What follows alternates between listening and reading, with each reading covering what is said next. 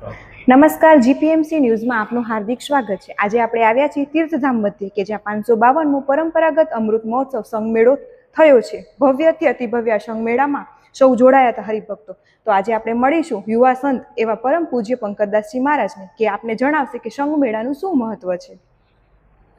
સૌ હરિભક્તોને સપ્રેમ જય ગુરુદેવ।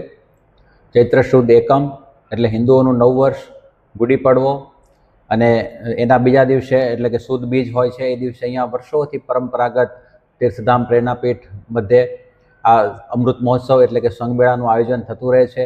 એ જ અનુક્રમે આજે આ ખૂબ ધામધૂમથી હર્ષોલ્લાસ વચ્ચે અને હજારો ભાવિક ભક્તોના મારો મહેરામણ ઉમટ્યું હતું, એના વચ્ચે ખૂબ દબદબા ભર્યા ઉત્સાહભેર વાતાવરણમાં આજે આ અમૃત મહોત્સવ અહીંયા પૂર્ણ થયો છે। મને પણ આ અમૃત મહોત્સવમાં આવવાનો લાભ મળ્યો છે, તેથી મારી જાતને પણ હું ધન્ય માનું છું।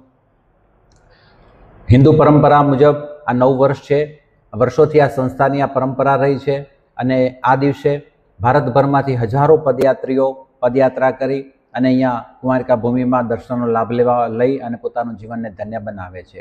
આ ચાલુ સાલે પણ ભારતભરમાંથી હજારો બહોળી સંખ્યામાં હરિભક્તો પદયાત્રા કરી અને આજના દિવસે અહીંયા પ્રેરણાપીઠ પહોંચે છે અને અહીંયાની પરંપરા એવી રહી છે કે જે પદયાત્રીઓ આવે છે તેમને અહીંયાના ગાદીપતિ એટલે કે જગતગુરુ જે હોય છે એ અને સામેથી એમને સામયું કરવા જતા હોય છે કે સેવકને લેવા માટે સ્વામી જતા હોય એવી પરંપરા લગભગ એક આ સંસ્થામાં જ જોવા મળી રહી છે અને અહીંયા પરંપરા ચાલુ છે।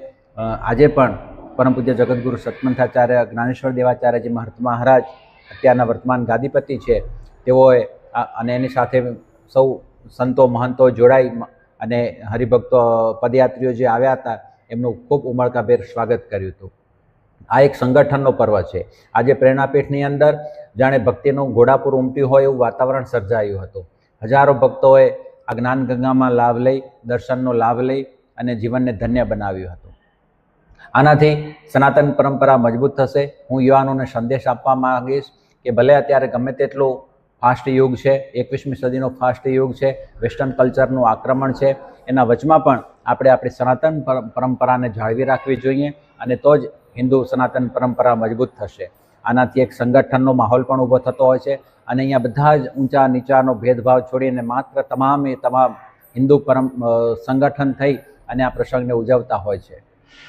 તો હું યુવાનોને કહેવા માગીશ કે આવી પરંપરાઓમાં જોડાઈ અને આ રીતે હિન્દુ ધર્મને સનાતન પરંપરાને મજબૂત બનાવવી જોઈએ અને વર્ષોથી ચાલી આવતી આપણી આ પરંપરા જે છે એને આપણે જાળવી રાખવી જોઈએ। અને ખાસ જો જીવનની અંદર ધર્મ નહીં હોય તો જીવનની અંદર કશું જ હોતું નથી। જેમ કોઈ હોડી હોય, પહેલાંના સમયમાં જ્યારે પવનના મદદથી હોડી ચાલતી હતી, એ હોડીમાં જો સઢ ના હોય તો એ સઢ વગરની હોડીનું કોઈ ડેસ્ટિનેશન ફિક્સ હોતું નથી, એ ગમે તે દિશામાં ફંટાઈ શકે છે। એમ આજના ફાસ્ટ યુગમાં જો આપણા જીવનની અંદર ધર્મ નહીં હોય, ધર્મના મૂલ્યો નહીં હોય તો આપણું આ જીવન દિશાવિહીન બની જશે અને અંતે શોક, ભય, હતાશા અને છેલ્લે ડિપ્રેશનની અંદર માણસો જતા રહેતા હોય છે। તો આના માટે પણ આ બધી ખૂબ જરૂરિયાત છે। તો આવો આવી પરંપરાઓને જાળવી રાખીએ, એની અંદર સામેલ થઈ અને આપણા જીવનને ધન્ય બનાવીએ। આપણે હિન્દુ રાષ્ટ્ર બનાવવાનું છે, સનાતન પરંપરાને મજબૂત બનાવવાની છે અને આવી સનાતન પરંપરાઓને આપણે સૌ સાથે જાળવી રાખવી જોઈએ એવો હું આજના દિવસે યુવાનોને સંદેશ આપું છું। ખૂબ ખૂબ ધન્યવાદ।